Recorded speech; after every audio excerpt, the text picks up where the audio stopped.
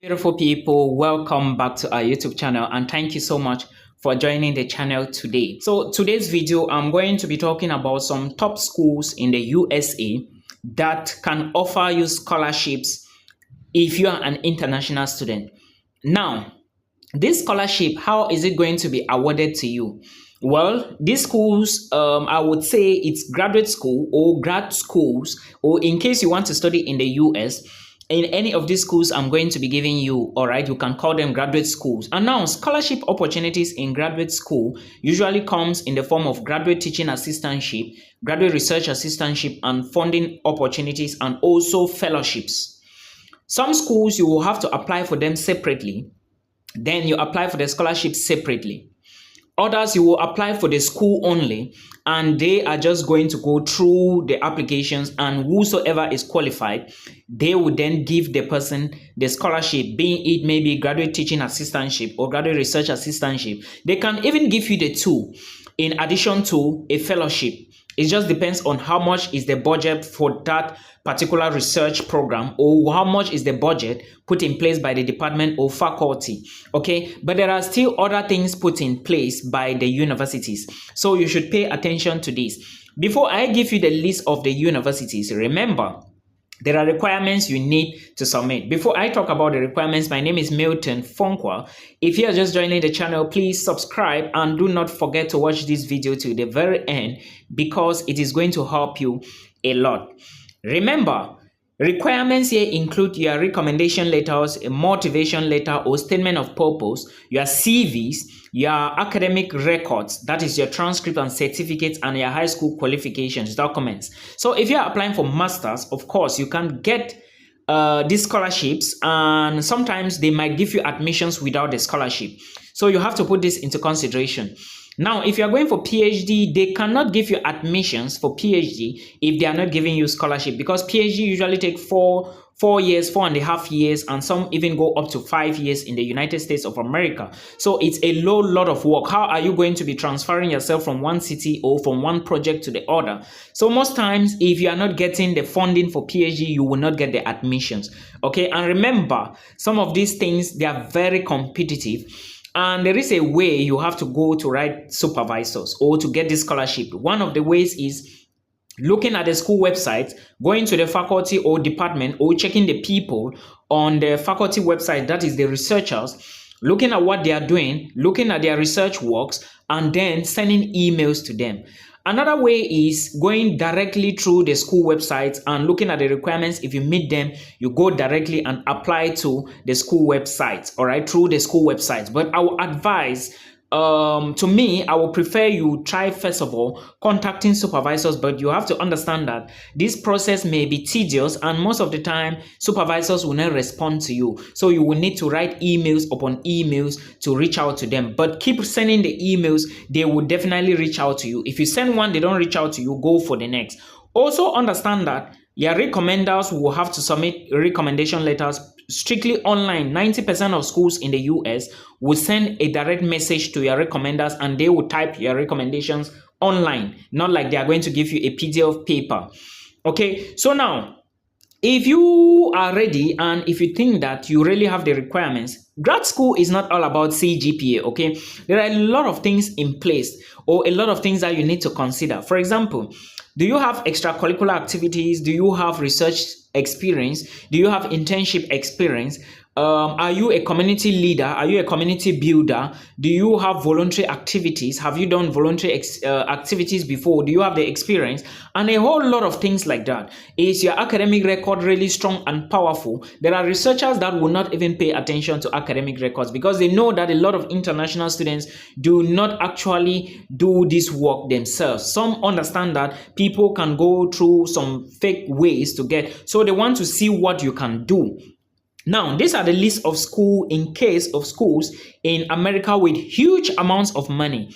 All right, especially those who are doing the STEM. If you are doing sciences, engineering, technology, and mathematics, all right, like those in the engineering sector, science sectors, especially chemistry and mathematics and physics, you have a lot of money. There is a lot of money in case you finally win these scholarships. Okay, so that is something you should pay attention to. Now, let's take a look at the universities. But before I even talk about this, remember each school has specific requirements based on the waivers, examples, requirements. Okay, you can go to a school and they say they are waiving the application fee, and you go to another school, they say they are not waiving. You can go to a school and you find a waiver code, and you go to another school, there is no waiver code. So you have to put all of this into consideration before you apply. Application is currently going on now, and this is for fall 2024. That is the September intake. Well, schools usually start in August in the United States of America, so you have to put this into consideration. The first university I want to talk about is Northwestern University. And the second university I want to talk about is Duke University. Duke is D-U-K-E. Okay, then also you have the University of California, Los Angeles. Remember, University of California is separated. You have some in another one in Irvine. You have the one in Los Angeles. You have another one in Colorado or something like that. So they are of various sections. But this particular one, the one in Los Angeles, has a lot of funding opportunities. You have to speak. Sometimes if you go to the school website and you don't see the funding options, check the coordinator of that particular department you want to apply to, or of the particular program. Send an email to them and request. But remember, you are a researcher. Don't send an email to a professor or to the coordinator asking for something that is on the school website.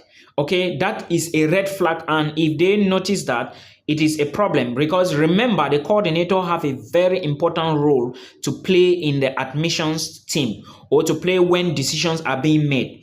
Now, the next school is the University of Georgia. Then we also have Mississippi State University. You also have the University of Houston and also the University of Pennsylvania. There is also Harvard University and the University of Chicago. If you ask my opinion, I will tell you that do not really look into these bigger schools, okay? Like Harvard University. But again, do not limit yourself. You have to first of all look at your results. Is your result really powerful to compete with students in Harvard University? If yes, why not? You launch an application. You also have the University of California, San Diego. This is the second campus in California, and the University of California at Berkeley. All right, Berkeley. That's another part of the University of California. They have it in Berkeley, San Diego. They have it in Los Angeles and other parts. Then you have Columbia University, Johns Hopkins University, and Yale University. I actually know some two friends in Yale University. They are on full funding. They are PhD students. If you didn't know, remember that with your HND and your bachelor's degree, you can do a master's or PhD, okay? As a matter of fact, I know someone who won 7 scholarships, and this person used her HND from Nigeria.